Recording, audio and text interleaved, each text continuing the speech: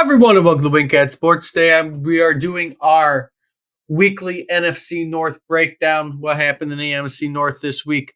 Start with a surprise out of Chicago, them winning this week 40-20 against Washington, putting the beat down on Washington, getting their first win of the year. Justin Fields and DJ Moore looked great that game. I faced DJ Moore in my fantasy team, so I lost this week in fantasy due to that happening, but they did pretty good this week.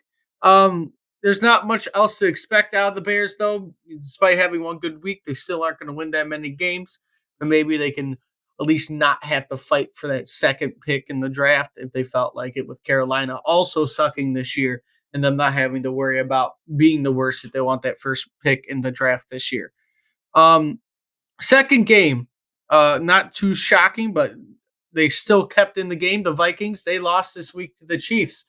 Again, no surprise there. We thought that would happen. Now you get the Bears and the Vikings with the same record in the division. Overall, though, I think Kirk Cousins has had his usual game that he has had, right? He's threw for 284 yards, 2 TDs, and didn't even give up an interception. So it's not the Vikings offense this year. It's their defense that is struggling. Their rushing game is still not the greatest, though. Only 70 yards against the Chiefs, but still, through 5 weeks when you can't even rush the ball and your defense is giving up all those points, Kirk Cousins really can't do anything. He was 29 for 47 in the game this week. So, I mean, there's not much he can do overall. And it is sad that Kirk Cousins is playing as well as he is and being completely useless at the same time because his team just absolutely cannot do anything this year. And that is a shame. Next, right, we got Monday night, the Raiders beating the Packers, which I expected the Raiders kind of to win the game, but I thought the Packers would more or less win the game because I thought they were the better team. But it turns out Jordan Love, he blew it this week. He ended up throwing 3 interceptions for no touchdowns this week, 182 yards. Jordan Love did not have a good week at all. The only bright side for the Packers this week was their rushing game. They rushed for 110 yards, but still, Jordan Love turned the ball over 3 times on primetime Monday night. It is not what you want to see if you're a Packers fan. Hopefully, for their sake, they can turn around. For the Lions' sake, they can keep on playing the way they're playing, and we can easily grab this division. Last but not least, right, the Lions themselves, they put a beat down on the Panthers this week, 42-24. Jared Goff overall did have a really, really good game.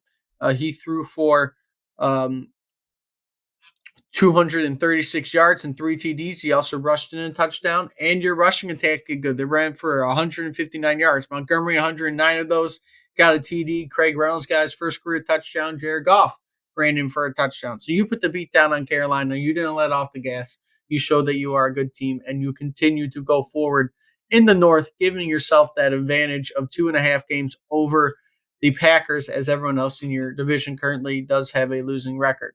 Going on from there, the next game for the Lions is the Buccaneers. They are going to play at 4 o'clock this week. They're on the later time slot.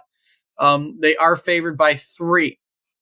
So I do expect them to win the game. I think they can easily beat Tampa. I expect them to go into Baltimore with 1 loss, and that is going to be a very tough game for the Lions. But I don't see any reason why they shouldn't beat the Bucs. They should be 5-1 after next week.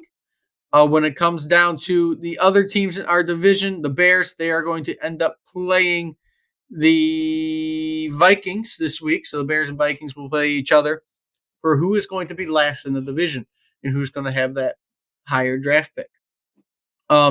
Between those matchups, right now, Minnesota is favored by 2.5.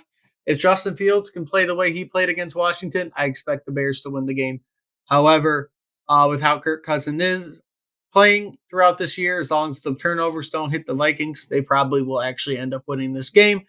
But overall, as long as we gotta see which team shows up, is it going to be the Vikings team that has nothing but turnovers, or is it going to be the Bears team that can't stop anybody from doing anything?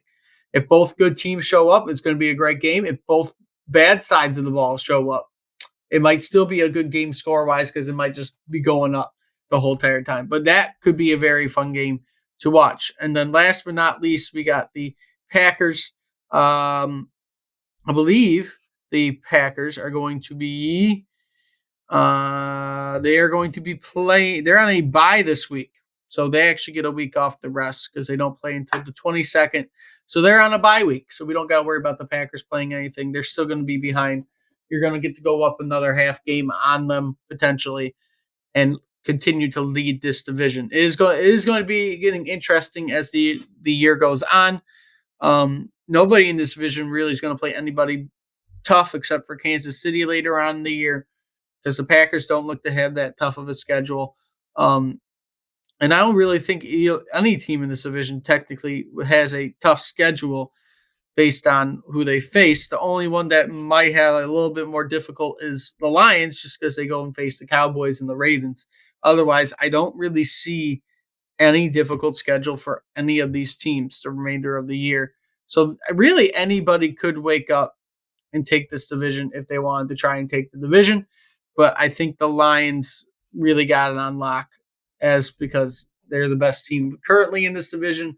And the only two tough games I see remaining in the year is uh, Baltimore and Dallas. After that, you're kind of set on being able to win most of the games.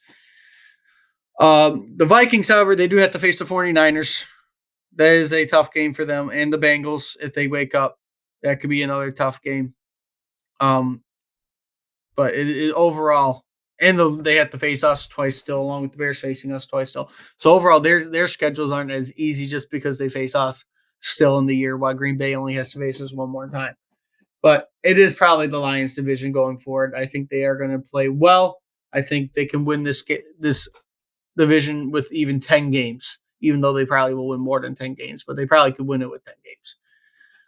With that being said, though, if you like what you see, like, comment, subscribe, do all that fun stuff.